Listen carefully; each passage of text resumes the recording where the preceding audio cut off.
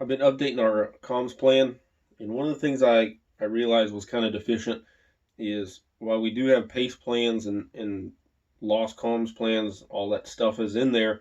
One thing that's not is a procedure to follow once you lose communications before you ditch that line of communications. So we're going to focus mainly on radios in this one because that is a primary for us, depending on the situation. But what I couldn't find is a procedure to follow to make sure there's not some simple thing wrong with that radio that's causing it not to work. That you just don't immediately assume, okay, the radio's dead or I'm out of range, whatever, and you ditch the radio and start messing with whistles and VS-17s and chem lights or E&E plane or whatever the hell. So what I came up with is kind of immediate action and remedial action. Obviously, I stole that right from rifles, pistols, sports, or tap rack bang, whatever. I kind of went with the same idea. So our immediate action doesn't require a lot of skill with the radio, and it doesn't require a lot of fine motor movements. So the acronym I'm using for that is radio.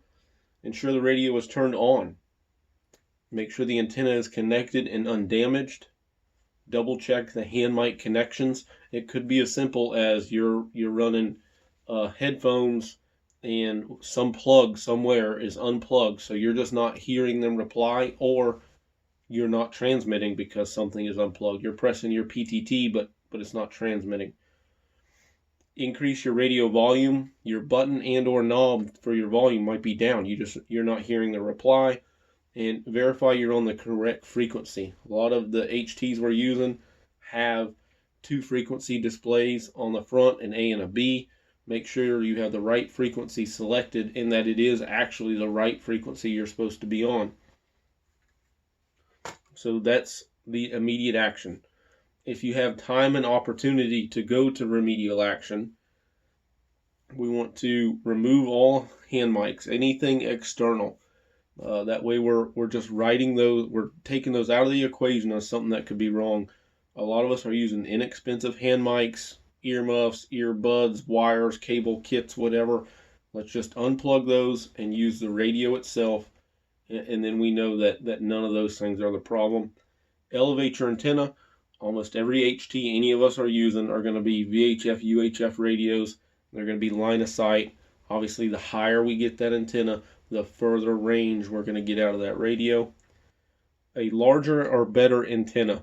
So a larger or better meaning a higher gain antenna, either a directional antenna or we're going up in our gain. So we're going to use a roll-up Slim Jim or a jungle antenna or something of that sort to try and gain range. And power should it be increased if not done so already.